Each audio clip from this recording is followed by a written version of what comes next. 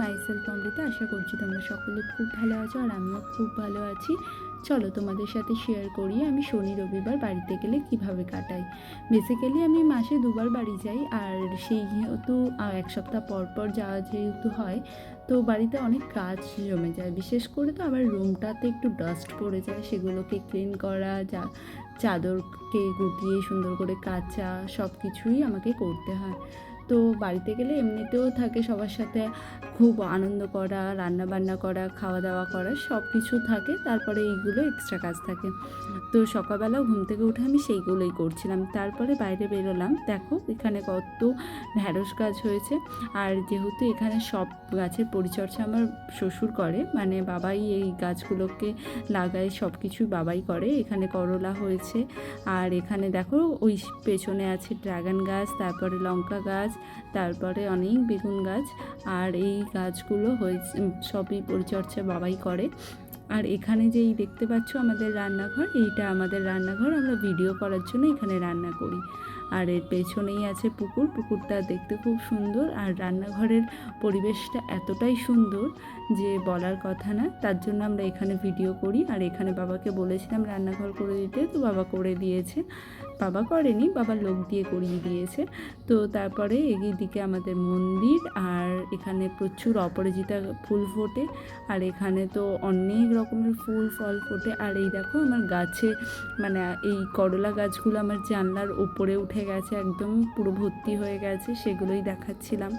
তো তারপরেই দেখাবো যে এখানে এত ফুল হয়, এত ফুল ফল সব কিছুই হয় যে দেখতে দেখতে মন ভরে যায়। এই যে যেমন জবা গাছ, কত জবা ফুল হয়েছে দেখো। আর কলকাতায় এগুলোকে কিনতে হয়, কত যে গায়ে লাগে আর কোনো বলার কথা নেই।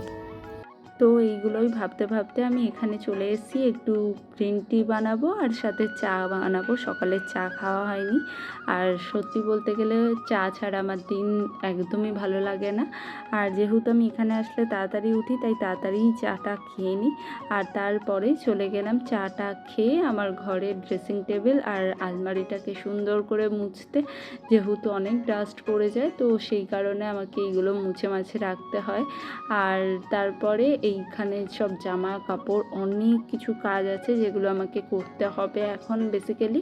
তো করতে করতে কাজগুলো হাঁপিয়ে গেছি। তারপরে একটু জল খাচ্ছিলাম। আর বাইরে যা গরম পড়েছে সেটা তো বলার কথাই না, মানে প্রচুর গরম। গ্রামেও যে এত গরম ভাবা যায় না।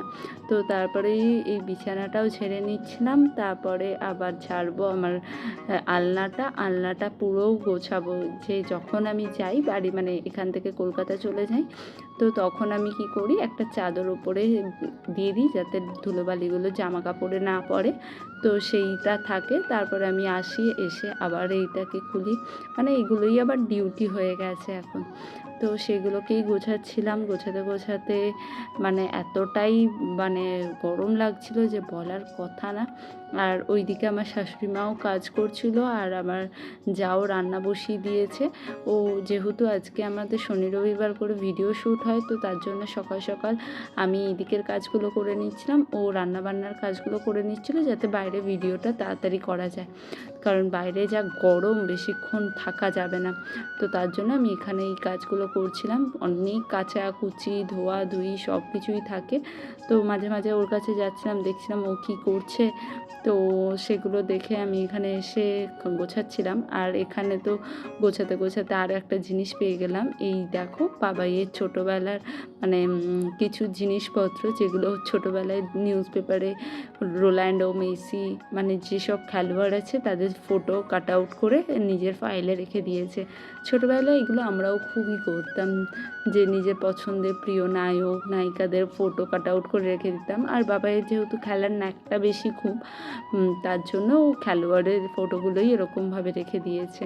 তো তারপরে এটা আমার হয়ে গেছে, ঘরদোর পুরো গোছানো। শুধু আমি এখানে বিছানার চাদর পাতিনি, ওটা পাতবে বাবাই এসে। আর তারপরে বাইরে বেরিয়ে দেখি বাবা মাছ ধরছে। বাবা মাছ ধরছে না, ধরে দিচ্ছে একটা কাকু। বাবা বালতি নিয়ে দাঁড়িয়ে আছে, কি মাছ পড়ে সেটা দেখার জন্য।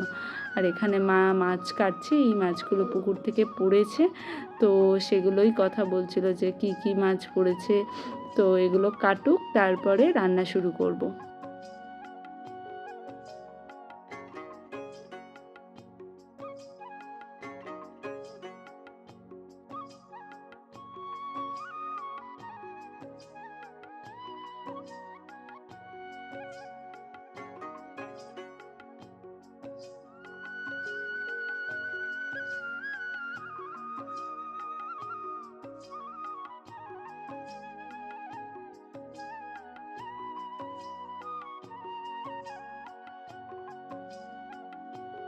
তো এখানে সবাই মাছ ধরছিল আর আমি বসে পড়েছি রান্নার জোগাড় করতে। রান্নাটা যেহেতু বৌদিই করবে আমি জোগাড় করে দিচ্ছি।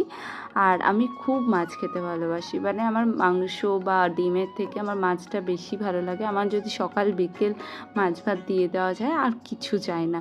তো সেই কারণে আমি যখনই আসি অনেক মাছ রান্না হয়। তো তারপর ভাবলাম যে ও অনেকগুলো রান্না ভেতরে করেছে, আমি বাইরে একটা দুটো রান্না কমপ্লিট করে দিই, তারপরে ও করবে। তো এখানে ও মাছ ভাজছে, মাছের ঝাল করেছে, বাটা মাছের ঝাল বাবা বলেছিল তার জন্য ওটা করা হয়েছে। আর এখানে বাবাইও চলে এসছে, আর বাবাই এসে ঘরের বিছানাটা ঠিক করে পাতলো। আর ওইদিকে আমাদের ভিডিও কমপ্লিট হয়ে গেছে বলে আমিও ঘরে এসে বাবার সাথেই হাত মেলাচ্ছিলাম। যতই ও পাতুক না কেন আমার মনে খুঁতখুঁত থেকেই যায়। তো তারপরে চলো তোমাদের সাথে শেয়ার করি আজকে কী কী রান্না করেছি। একটা তেতো করেছি, মাছের ঝোল করেছি, মাছের টক করেছি, আর শাকের তরকারি করেছিলাম, আর কোপ্তা করেছিলাম।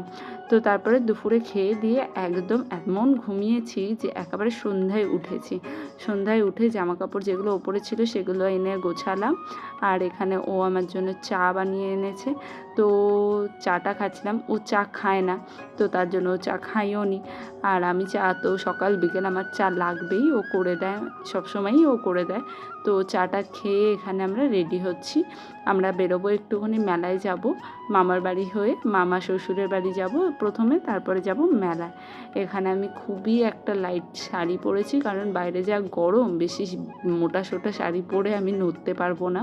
তো এখানে হালকা একটা শাড়ি পরে জাস্ট চুলটা বেঁধে সিঁদুর আর টিপটা পরেছি, পরে আমরা বেরিয়ে পড়েছি। এখানে একটা পুজো হচ্ছে, সেখানেই যাব। তো ওখান থেকে গিয়ে ঠাকুর দেখে কিছুক্ষণ ঘোরাঘুরি করব, তারপরে আবার বাড়ি চলে যাব। তো আজকে এই পর্যন্তই, দেখা হচ্ছে নেক্সট ভিডিওতে। আশা করছি ভিডিওটা খুবই ভালো লেগেছে। যদি ভালো না লাগে অবশ্যই কমেন্ট করে জানাবেন, ভালো লাগলেও কমেন্ট করে জানাবেন। আর আমার চ্যানেলে নতুন হয়ে থাকলে অবশ্যই চ্যানেলটিকে সাবস্ক্রাইব করে দেবেন। টাটা, বাই, দেখা হচ্ছে নেক্সট